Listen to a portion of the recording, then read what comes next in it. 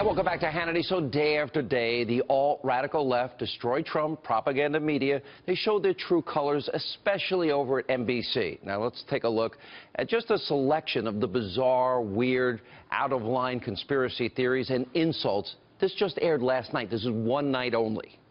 It seems to me that there's always an element of almost Romanov absurdity, of royal family absurdity with the Trumps. One wonders whether they now perceive that there's political upside in increasing escalation with Russia as a sort of means of producing some sort of domestic political effect with regards to the ongoing investigation there. Donald Trump could say that the missile attack proves that Donald Trump is independent of Vladimir Putin.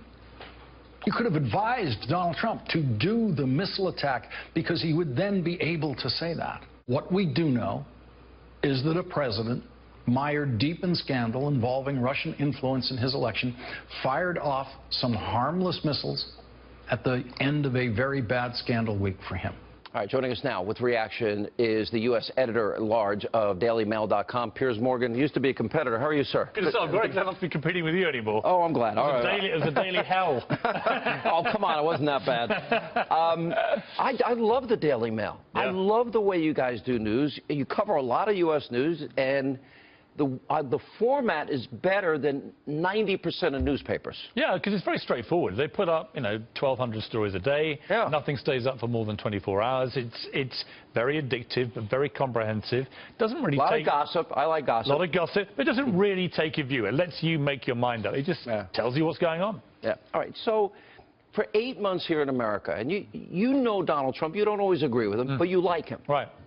You think he's mischaracterized by the media? Oh, my God. It's unbelievable. I mean, you've known him... over 2 decades. Right, so I've known him 10 years. I was on the first season of Celebrity Apprentice. You won. The President of the United States made me his apprentice. What more could you want in life? Right. But I came to know Donald Trump very well, and I just find the characterization of him as some kind of monster, the new Hitler, as I keep being told. A, it's offensive, to anyone who had to suffer from what Hitler did. B, he's not a monster. This is a guy who's a very successful businessman. You and I know he's a good family man. Fundamentally, he's fun. But people don't see the fun that if you're with him. It's a lot of fun. A lot of fun. And now he's the most powerful man in the world, and he wants to be a success.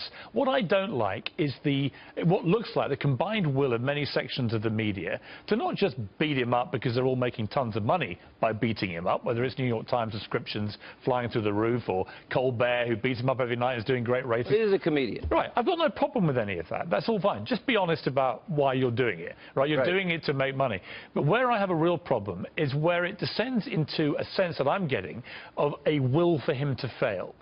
How does that help America if the combined will of many sections of the media is we want this guy to fail and we're going to trash him every second of every day. We're going to misrepresent and mischaracterize, in my view, how monstrous he is. And the pure intent of that is for him to fail. When you combine your background and experience in print with the years you spent in television, and you watch some of this, for 8 months they've been advancing a conspiracy theory. That Russia and the Trump campaign colluded to help him get elected. Now they're actually saying that Putin and Trump, they got together and they decided, okay, we'll launch this minimal amount of chemical weapons. Trump can respond and distract the media from the Trump-Putin conspiracy with no evidence after 8 months. Utterly ridiculous. It is utterly ridiculous. More than that, it's incredibly I can't say it as well as you. Utterly ridiculous. Yeah. But it is because, let's just think about that for a moment. We're expected to believe that Donald Trump and Vladimir Putin get together and they plan the mass murder of children to make some kind of point that they're no longer best buddies. Really? Really? We think this is a legitimate conspiracy theory? This is NBC News. Listen, I watched Chris Matthews, wasn't it, talking about them being the Romanovs, the Trumps. He ended up by saying, not just a comparison to the Romanovs, who were this royal family in Russia for 300 years, but said, and we know how that ended. Well, I'll tell you how it ended. The Romanovs all got slaughtered at the start of what became communist Soviet Union. They were slaughtered with guns and knives in a most brutal and disgusting manner. And whatever your view of the Romanovs, That's not really a comparison I don't think anyone on American media should be making about the Trump family. What are we supposed to deduce from that comment? That somehow Jared, Ivanka, and Donald are all going to be murdered by communists? His 10-year-old son. They're attacking his wife. Right. They're attacking Ivanka. They're going after women.